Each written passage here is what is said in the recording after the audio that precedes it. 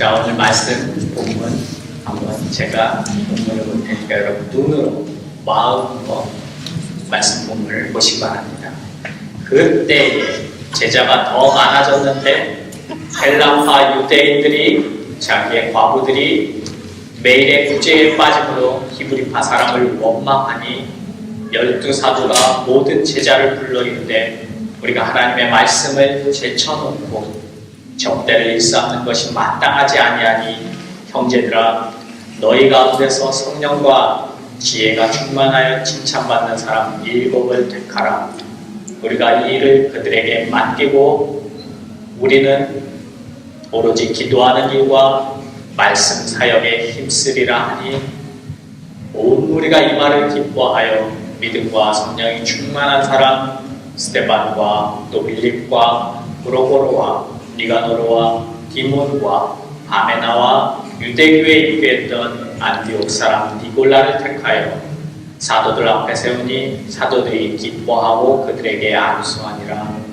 하나님의 말씀이 점점 왕성하여 예루살렘에 있는 제자의 수가 심히 많아지고 허다한 제사장의 무리도 이 도에 복종하니라. 아멘. 성장하면서 여러분 혹시 아픈 적 있으세요? 마음이 아픈 적. 여러분이 사춘기를 우리 흔히 그런 시기라고 해요. 내가 자라면서 뭔가 이렇게 커가면서 내가 갈등을 겪을 때가 있어요. 저한테 갈등이 언제였을까를 잠시 생각해 봤더니 저한테 갈등은 고등학교를 졸업하고 나서 갈등을 겪었어요. 저는 고등학교 때까지 아주 모범적으로 자랐어요. 교회에서 특별히 일탈한 것도 없이 잘 자랐어요. 교회와 집이 저의 전부일 정도로. 그리고 물론 학교도 왔다 갔다 했죠.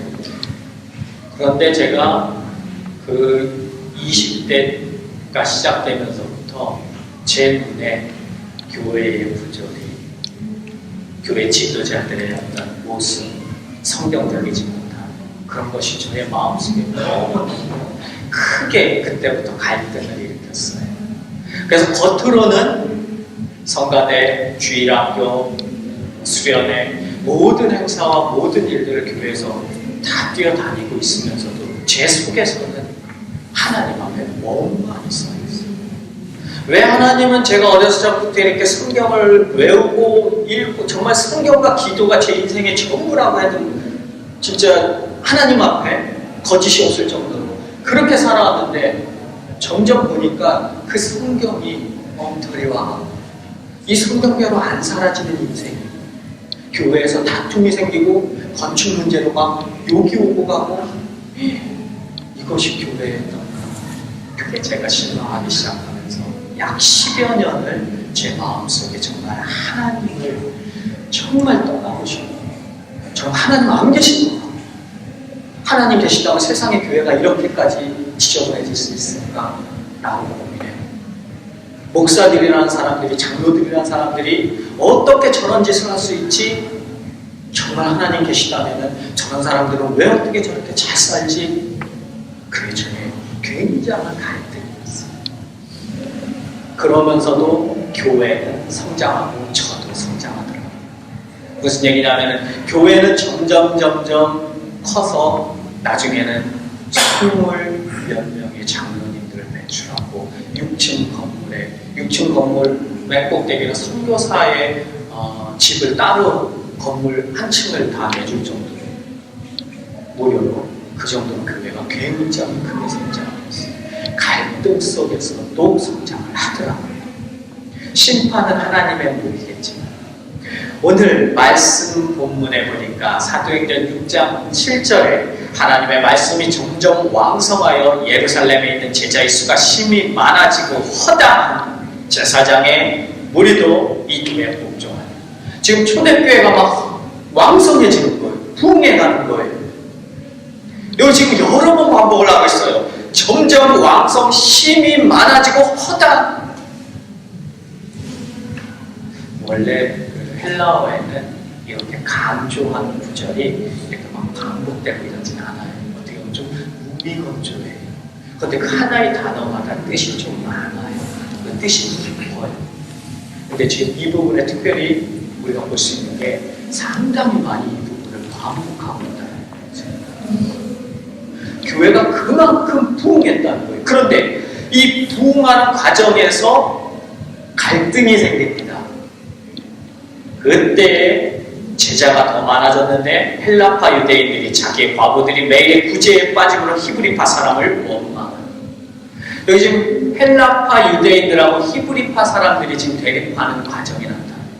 우리 교회도 혹시나 대립할 수도 있어요. 어느 교회든 대립할 수 있어요. 갈등할 수 있어요. 원망할 수 있어요. 나는 이렇게 하는데 왜 저 사람은 안 하지? 라고 원망도 할 수 있어요. 그리고 심지어 히브리파 유대인과 지금 헬라파 유대인이 분파가 생겼어요. 제가 미국에 오고 나서 제가 그렇게 자란 교회가 어느 정도로 깨졌냐면은 층을 달리해서 예배를 드리고, 우리가 소위 추적육식분 같은 데서 보면은 층을 달리해서 예배 드린다고 하죠. 그 정도 교회가 많이 아팠어요. 지금 분파라는 것은 이 교회에서 굉장히 위험스러운데, 누군가 이것은 양보하지 않으면 해결되지 않는 건데, 자, 누가 양보하는지는 이 끄트머리에 나오는 거예요. 자, 지금 분명한 것은 헬라파 유대인들과 히브리파 유대인들이 지금 대립을 하는 거예요. 자, 여기서 우리 한번 잠시 살펴볼게요. 이스라엘은 유대인들이라고 해요. 우리 한국 사람들, 대한민국을 한국인이라고 그러죠. 자, 한국인 중에서 우리는 한국에서 나고 자라서 오직 한국말만 하는 사람들이 있어요. 그리고 한국에서 났지만, 아니면 외국에서 났지만 한국 사람이 있어요. 그 사람들을 가리켜서 우리는 한인이라고 그래요. 한인이라고. 자, 외국에 이민 생활을 한 여러분들을 우리가 굳이 비유하면 저와 여러분은 헬라파 유대인이 되는 거예요. 자, 이 부분을 다시 이해하자면 이스라엘의 첫 번째 왕이 사울이에요.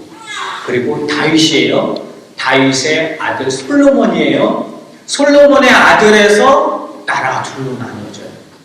위로 여로보암, 아래로 르호보암. 그리고 르호보암은 남쪽 유다를 이루어요. 그리고 북쪽은 여로보암이 북이스라엘을 나누죠. 우리도 남과 북으로 나뉘었잖아요. 우리나라도요. 그런데 이 북쪽 이스라엘이 먼저 저 강대국 아수르예요. 성경에서는 아수르가 쳐들어와서 이 북쪽 이스라엘을 정복하죠. 그리고 사람들을 끌고 가요.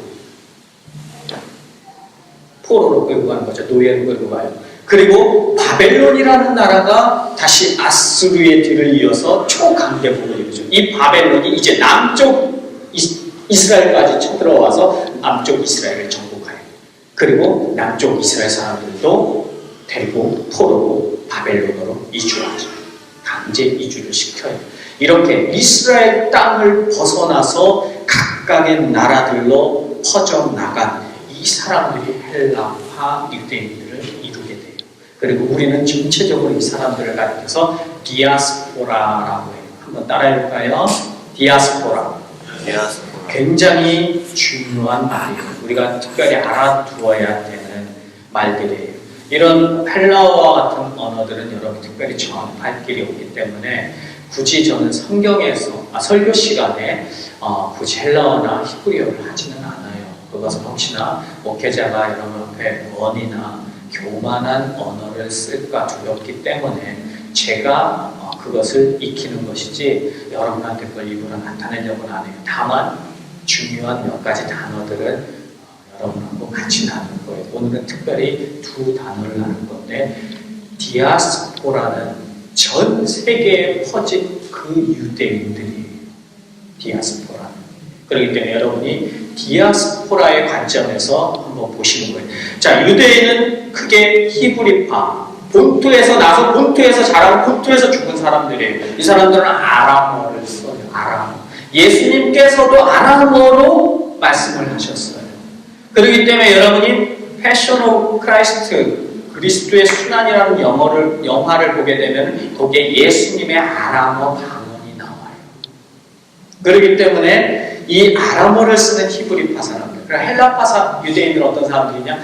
당시 우리 역사로도 배웠던 헬레니즘 문화 있죠. 그리스 문화, 그리스 로마 문화, 건축 양식의 뭐 로코코, 바로크 나오마 하는 이런 그리스의 대단한 혼란했던 그 헬레니즘 문화를 전 세계에 알렉산더를 중심으로 해서 퍼뜨린 그 헬레니즘 문화를 제대로 받은 사람들이 헬레파 유대인들인 거예요. 그러니까 소위 말해서 깬 사람들이에요. 생각도 진취적인 사람들이라고 좋게 표현할 수도 있어요.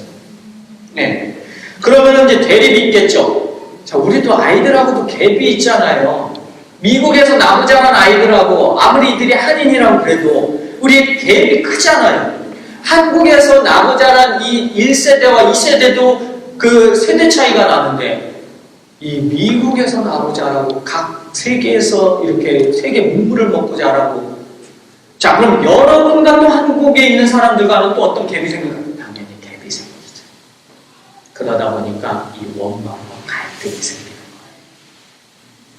헬라파 유대인들, 그리스와 로마 문화를 받아들인 이 사람들이 이제 디아스포라로서 성경에 곳곳에 등장하죠.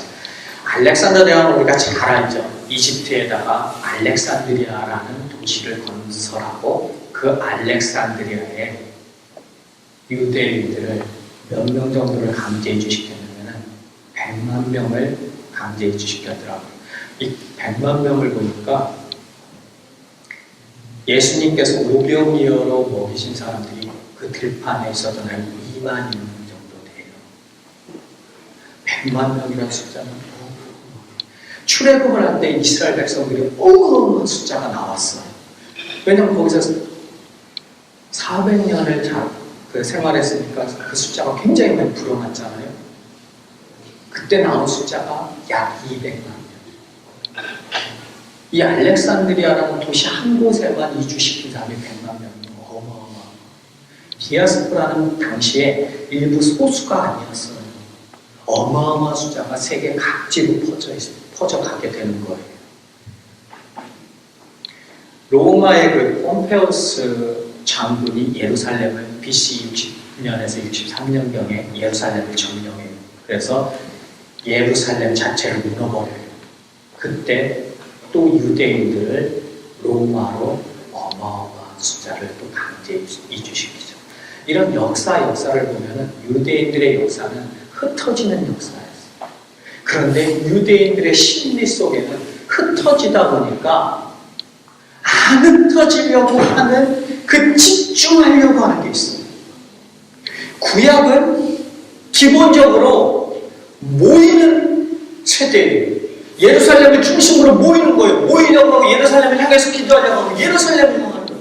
그런데 신약에 와서 하나님은 그 사람들을 흩으시죠. 디아스포라를 만드시죠. 신약은 저는 흩으시는 역사라고 생각을 해요. 사람들은 모이기만 하려고 그래요. 우리만 모이고 싶은 거예요. 친한 사람만 모이고 싶은 거예요. 익숙해진 것만 하고 싶은 거예요. 하나님께서는 그런데 핍박을 가해서라도 흩어지게 하시는 거예요.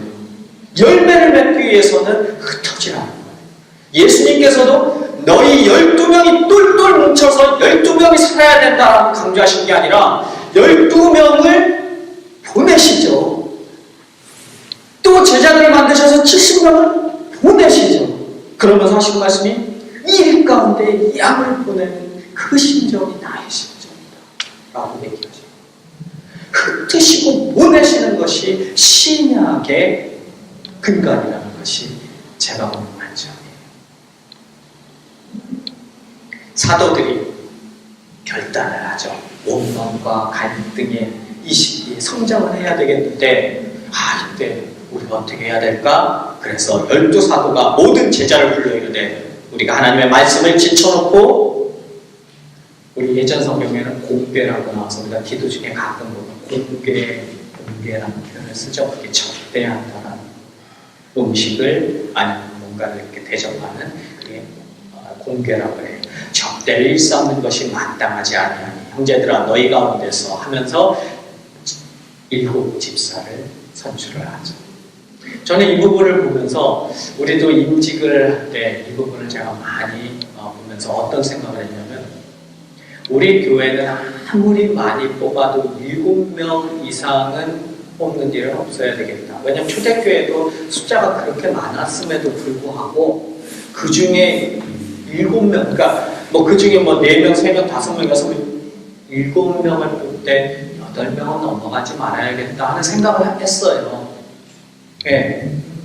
그냥 여기서 한번 힌트를 얻어본 거예요. 그러면서 여기에 이 7명을 제가 한번 봤어요. 우리가 흔히 얘기하는 집사님들이에요. 우리 한국에서 서리 집사와 안수 집사가 있어서 집사님들이에요. 특별히 이 부분은 안수 집사에 해당하지만 자신이 이 세상에서 한 번이라도 집사라는 호칭을 받았다면 이 부분에 대해서 집중해 주세요. 형제들아, 너희 가운데서 성령과 지혜가 충만하여 칭찬받는 사람 7을 택하라. 우리가 이 일을 그들에게 맡기고 우리는 오로지 기도하는 일과 말씀 사역에 힘쓰리라 하니 온 무리가 이 말을 기뻐하여 7명을 했는데 7명이 누구냐면 스데반, 빌립, 브로고로, 니가노르, 디몬, 바메나, 니골라. 여자 있어요? 이름이 잘 모르겠으니까 여자인지 남자인지 잘 모르잖아요. 자, 디아스포라 이민자들이 유리한 게 뭔지 아세요?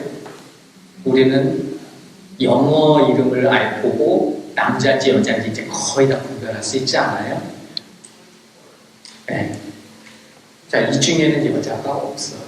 그러다 보니까 대다수의 교회에서 여자 안수 집사를 안 뽑았어요. 그런데 최근에 많은 교회들이 여자 안수 집사를 뽑죠. 자, 그럼 우리가 제가 여자 안수 집사를 뽑는 것이 성경적으로 맞아요? 틀려요? 이 정도는 알아야 또 우리가 대응을 하죠. 분명히 말씀드리지만 여자 안수 집사도 성경에 언급이 돼 있어요.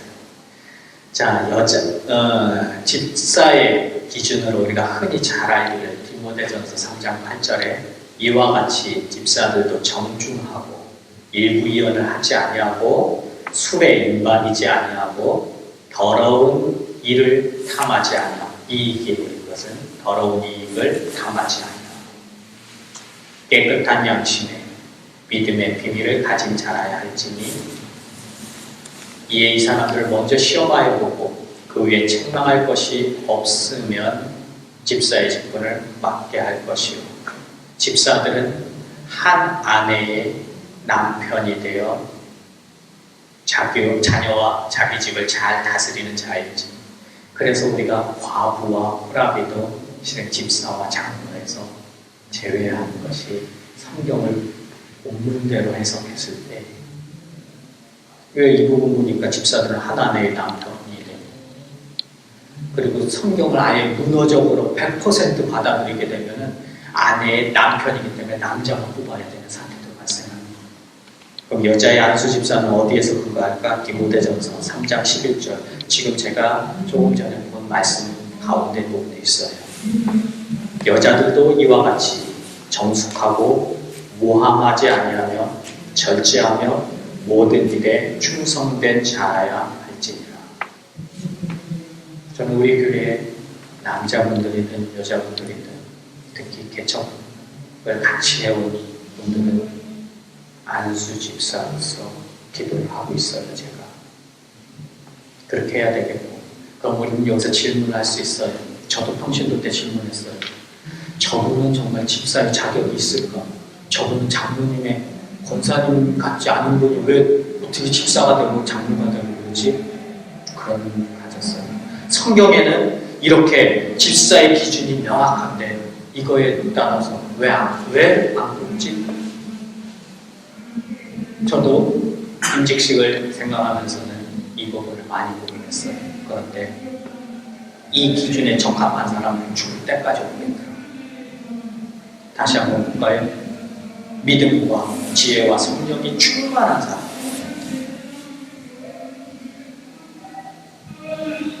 정중한 사람, 일구이연하지 않는 사람, 술에 임박이지 않은 사람, 더러운 이익을 탐하지 않는 사람, 깨끗한 양심을 가진 사람, 믿음의 비밀을 가진 사람, 천만한 것이 없는 사람, 자녀와 자기 집을 잘 다스리는 사람, 완벽한 사람. 이런 사람 생각하면 제가 보기에 12 제자 중에서도 이런 사람이 있어요. 그래서 저는 가늠다를 많이 생각을 했어요.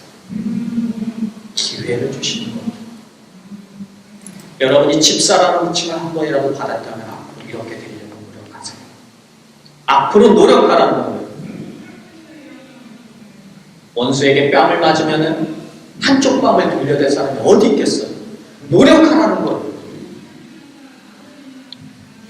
집사의 기준을 이렇게 정해서 그런 사람들을 뽑았어요. 정말 그런 사람들을 뽑았으면 이 7명은 정말 완벽해요. 제가 보기에는 정말 더 이상 갈 수 없을 정도로. 이 중에서 그럼 우리 아까 갈등이 있었다고 했잖아요. 히브리파, 본토 사람들. 자, 우리도 이제 만약에 이 교회에 새로운 사람들이 오잖아요. 그 사람들은 헬라파 유대인들처럼 우리한테는 이방인들이에요. 또 한편. 그러니까 여러분이 헬라파 유대인들이 같으면서도 또 여러분이 히브리파 유대인들 자신이 되는 거예요. 영적으로.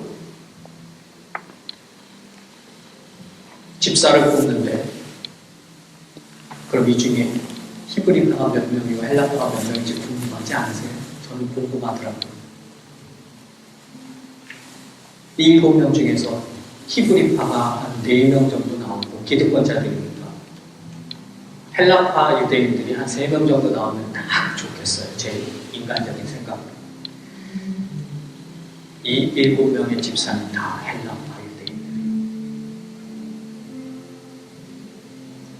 분립됐을 때, 원망과 대립이 됐을 때 어느 한쪽이 양보하지 않는 것 같아요. 다투었을 때도 마찬가지. 부부간에 다투었을 때도 어느 한쪽에서 양보하지 않으면 그 게임이 끝나지가 않아요. 여기서 누가 양보를 했냐면 히브리파, 기득권자들이 양보를 하고 정통성을 가졌다마는 히브리파 유대인들이 양보를 하고 헬라파 사람들을 다 뽑아주고 그 헬라파 사람들이 왜 헬라파 사람들을 뽑았겠어요? 히브리파 사람 중에는 이 사람들이 없었겠어요? 이런 사람들이 왜 뽑았냐면은 지금 이 초대교회의 열매를 맺기 위해서는 헬라파 사람들이 필요하다는 것을 안 거죠. 그래서 우리 오늘 본문의 다음 바로 9절에서 보면 스데반부터 바로 시작돼요. 스데반이 은혜와 권능이 충만하여 큰 기사와 표적을 민간에 행하니 사도행전 6장 8절. 스데반부터 시작되는 이 역사가 그래서 스데반은 결국 디아스포라 헬라파 유대인으로서 집사가 돼서 첫 번째 순교를 받게 되죠. 그리고 빌립이라는 7 집사 중에 또 한 집사는 디아스포라의 뜻을 가지고 전도자로 나서는데 그가 메소포타미아 다시요 예루살렘에서 가사로 가는 길에 에티오피아 여왕의 국고를 맡은 내시를 그런 장소에 그런 내시를 만날 수 있는 사람은 히브리파 유대인들이 아니에요. 헬라파 유대인들 디아스포라의 기질을 갖고 있는 사람이어야 그거를 갈 수 있는 성향이 있는 거예요. 예수님께서도 사람을 쓰실 때 그 사람의 성향, 기질, 재능을 보신단 말이에요. 바울은 그럼 어떤 사람이었어요? 바울은 헬라파였어요? 히브리파였어요? 히브리인 중에 히브리인이요. 바울은 헬라파 유대인이에요. 그가 나고 자랑하는 히브리인이지만 그의 고향은 다소예요. 저 하메색 위쪽에 디아스포라예요. 지금으로 말하면 이스라엘 땅에서 태어난 사람이 아니라 외국에서 태어난 사람이에요. 태생 자체가 유대인들이 보기에는 헬라파 유대인.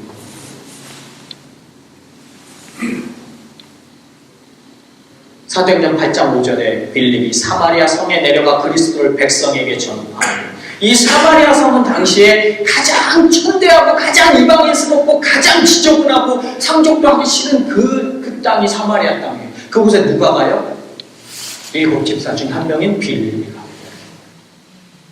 혹시 우리가 혼동 말씀이게 12제자 중에 빌립이 있어요. 그리고 7 집사 중에 빌립이 있어요. 7 집사 중에 그 헬라파 유대인으로 집사에 뽑혀서 디아스포라라고 우리가 정통이라고 얘기하지 않는 그 사람, 이민자의 그 사람, 우리의 사람, 우리와 같은 그 사람이 가능한 말이죠.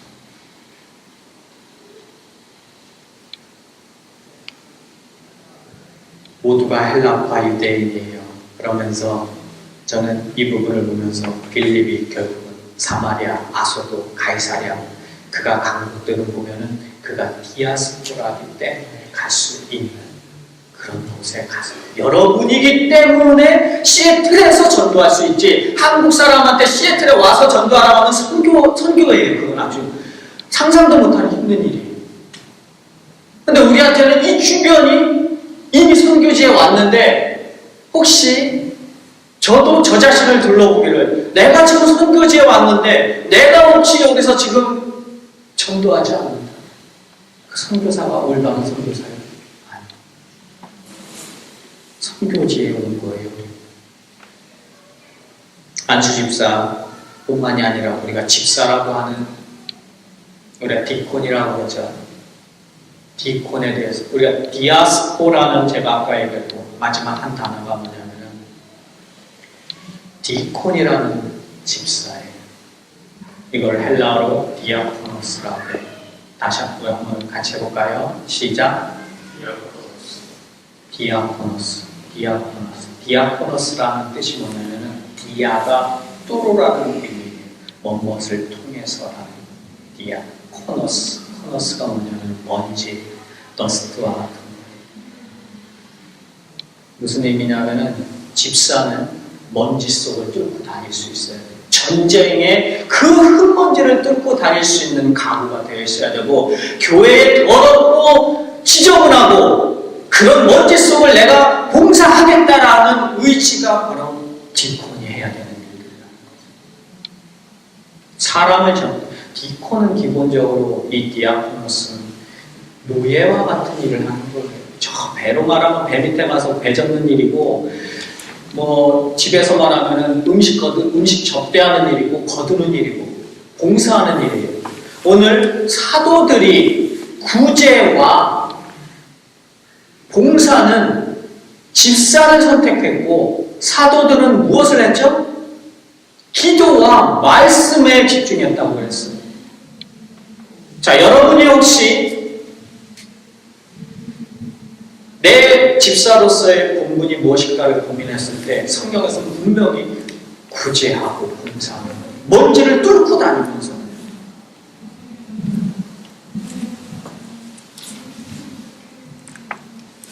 우리가 성장을 할 때는 굉장히 아파요. 힘들어요. 그 아프지 않고 힘들지 않고 성장 못해요. 성장하는 과정에서는 분명히 갈등도 생겨요. 대립도 생겨요. 그때 여러분이 하셔야 될 건, 오늘 설교를 다시 한번 생각하면서 양보하시라는 거예요. 우리가 지금 대립이 없기 때문에 이 얘기를 지금 더 제가 심지어 얘기할 수 있어요. 만약에 대립이 된 상태에서 여러분이 양보하세요 그러면 여러분은 어떤 상태냐면, 저 사람이 양보하길 기다리는 거죠. 나는 양보할 생각 안 해요. 저 사람이 양보하고 저 설교를 저 사람한테 하는 거라고 우리는 하게 될 거예요. 그런데 우리가 지금은 대립하지 않기 때문에, 적어도 여러분이 이런 걸 미리 마음속에 갖고 내가 양보해야지라고 생각해 주세요. 대립하는 그 순간이 오면 내가 양보해야지라고 여러분이 마음의 준비를 하세요. 그러면은 헬라파 유대인의 심정을 여러분이 또 알 것이고, 여러분 자신이 헬라파 유대인처럼 이민자의 삶을 살고 있고, 그리고 또 우리에게 헬라파 유대인들이 올 거란 말이죠. 그때 여러분은 히브리파 사람으로서 양보하는